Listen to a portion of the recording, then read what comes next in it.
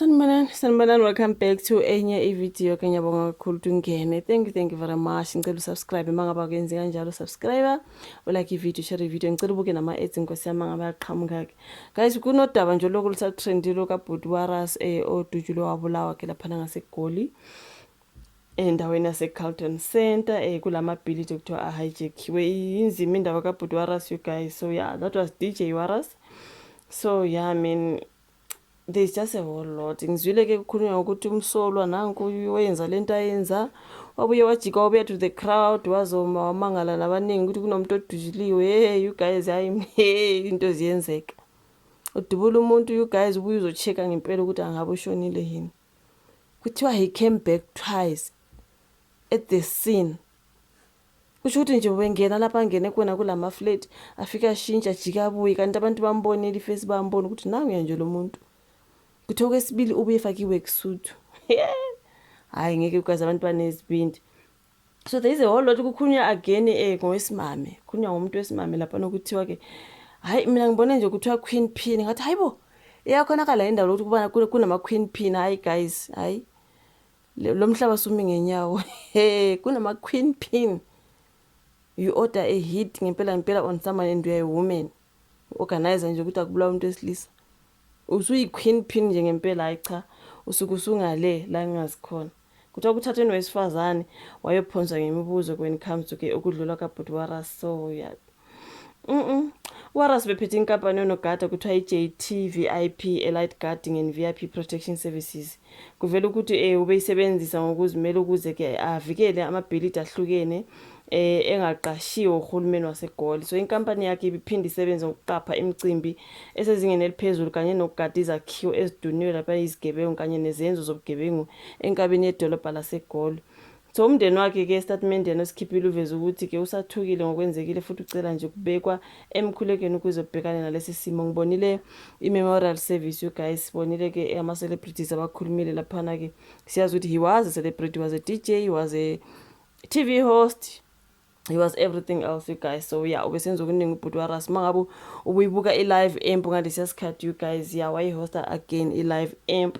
Kuthiwa kukhona kuhlelo futhi kade lu presenter lapha na on I think they said uMzansi Magic if I'm not mistaken. So yeah man, simbona kakhulu ke ibama kuma podcast and everywhere else. So yeah, sabona ama podcasters nama presenters kade lapha kwe memorial service yakhe. Abantu bayakhala nje ngempela. Sibona uPhil Thusi obhuti lona uPenwell the Black Pen, Sizwe Dlomo, bonke nje abakhulumile lapha na you guys, abantu abasebenze nayo, which is so sad. Okay, so kuthiwa lo wesifazane kuthe ungabanye babahlanu uDJ Waras akade esebenzele izincwadi zokuthi bangasondeli kuye emaphoyiseni nxa ukuthi ubehlala ethola ukusatshiswa. I think kukhulunywa ngeprotection order. So lo wesimame naye uBhuti Waras wayewamvulela iprotection order nxa ukuthi bethola ke ama messages amsabisayo. I think I heard that ezindabeni ukuthi ube nama protection orders against some individuals. So nalo wesimama ukukhulunywa lana. So kwamanje amaphoyisa athathe laba abahlanu kuphela ukuze ayebaphonsa ngemibuzo. So lo wesifazane yena kuvela ukuthi wake wamsabisa uDJ Waras ngaphambilini. So yilabo athola imali kulama bhilidi mhlawumbe abenze nje into ezingahambi kahle lapha. So ngoba yena ke ubegada lapha and everything else kumele make sure ukuthi into zihamba ngendlela. So bebemthreatenisha ke. Shame man. So ke lo wesifazane kuvela ukuthi naye wakwasabisa uDJ Waras njengoba ke ayijwayele ukufika kuleli ability ezobheka ukuthi kwenzakalani ngenxa yokuthi ke kulo bekuhlala ke abantu ngokungemthetho njengoba ke lisetshenziswa abantu abaqhamuka emazweni angaphandle. So uveza ukuthi ke kubajabulisile ukuthathwa kwalaba abayephonswa ngemibuzo njengoba kucacela nengane encane ukuthi bakhona abazoboshwa maduzane ngalesi senzo. So uDJ Waras ngwase Vryheid udujule ngomsombuluko ngabantu abathathu akade bemlinde ngaphandle kwaleli bhilidi njengoba ke ebelwa nokudliwa ngodlinga amabhilidi, ubelwa nokudliwa ngodlinga amabhilidi ke angasebenzi ngabantu basemazweni angaphandle angasasebenzi. Okay, the hijacking of the buildings. Yeah, when I was listening to izindaba kuthiwe ke uye wathola iphone call ubevele ngaphakathi kuthiwa kade ke engaphakathi sebenzela ngaphakathi wa receive ke phone call waseyaphuma yangaphandle. Mephuma lapho kushuthi ubevele efonelwa nje vele kuyi setup ukuthi mephuma ziyasho yabo. Washo ke emdubula ke nalo ukuthi uye wahamba wabuye uyadelela ke.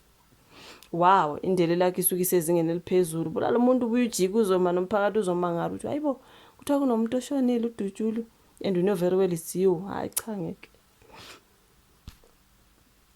So kuthi ikhampani yakhe bekuthiwa yini i-JTVIP Elite Guarding and VIP Protection.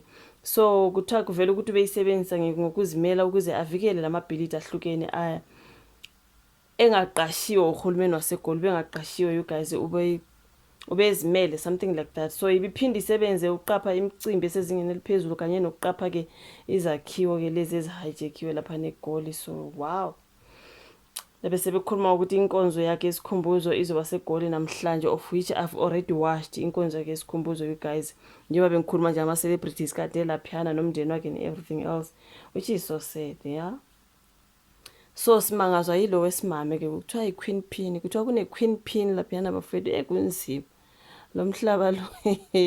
Awumi ngenyawo straight, so kunama Queen Pins. Yo hayi ngeke, kunzima you guys. May he so rest in peace, alale ngokuthula, engathi umndeni wakhe ungawuthola ke ukuphola enhliziyweni and everything. Esimbone nje abantu abakhe laphana when it comes to memorial service and you angeke guys. Why isibulalana kanje mafethu, like why njani imali? Hayi ngeke.